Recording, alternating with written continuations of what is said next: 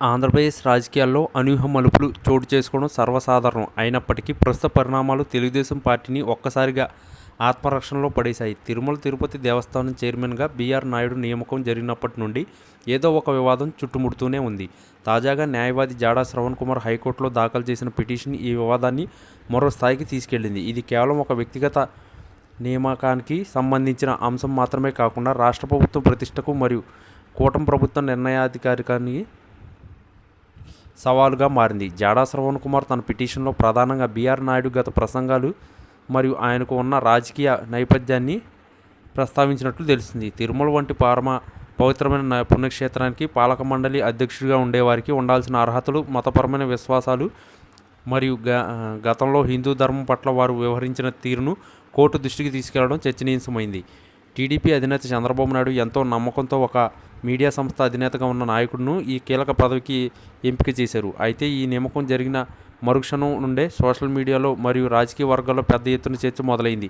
ఇప్పుడు న్యాయస్థానం ఈ విషయంలో జోక్యం చేసుకోవాలని కోరుతూ పిటిషన్ దాఖలు కావడం టీడీపీ శ్రేణులను మింగుడు పట్టడం లేదు. జాడా శ్రవణ్ కుమార్ తన వాదనలతో నాయుడు గతంలో చేసిన కొన్ని వ్యాఖ్యలు దేవస్థానం యొక్క పవిత్రతను భంగం కలిగించేలా ఉన్నాయని పేర్కొంటున్నట్లు సమాచారం. ఒకవేళ కోర్టు ఈ పిటిషన్ను విచారణకు స్వీకరించి ప్రభుత్వ వివరణ కోరితే అది పాలకులకు ఇబ్బందికరంగా మారుతుంది. ఇప్పటికే అనేక అంశాలపై ప్రతిపక్షాలు విమర్శలు గుప్పిస్తున్న తరుణంలో సొంత సామాజిక వర్గం లేదా మద్దతుదారుల నుండి ఇట్లాంటి వ్యతిరేకత రావడం పార్టీని కలవరపెడుతుంది. ఈ పిటిషన్ వెనుక ఉన్న కారణాలు కేవలం న్యాయపరమైనవైనా లేక దీని వెనుక రాజకీయ వ్యూహాలు ఉన్నాయా అన్నది పక్కన పెడితే దీనివల్ల కలిగే నష్టం మాత్రం టీడీపీకి స్పష్టంగా కనిపిస్తుంది. హిందూ ఓట్ల బ్యాంకులను కాపాడుకోవాలని చూస్తున్న కూటమి ప్రభుత్వానికి ఈ వ్యవహారం తలనొప్పిగా మారింది. జాడా శ్రవణ్ కుమార్ వంటి వారు బాధితుల పక్షాన నిలబడారనే పేరు ఉన్న నేపథ్యంలో ఆయన వేసిన పిటిషన్ ప్రజాక్షేత్రంలో కూడా చర్చకు దారితీస్తుంది. ప్రభుత్వ నియామకాల్లో పారదర్శకత లేదని లేదా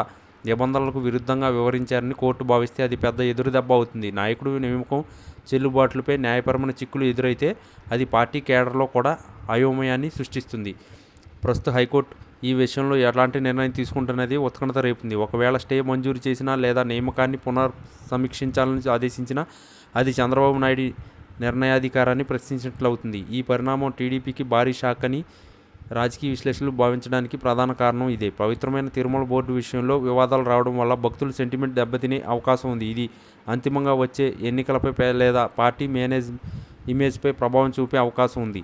అందుకే ఈ పిటిషన్కు కేవలం ఒక కాగితం ముక్కలా చూడలేమని, దాని వెనుక ఉన్న న్యాయపరమైన సవాళ్లు టీడీపీ భవిష్యత్ వ్యూహాలను మార్చేలా ఉన్నాయని చెప్పవచ్చు. ఈ ఉత్కంఠభరిత పోరులో న్యాయస్థానం ఇచ్చే తీర్పు అటు బీఆర్ నాయుడు భవిష్యత్తుని, ఇటు టీడీపీ రాజకీయ గమ్యాన్ని నిర్దేశించనుంది.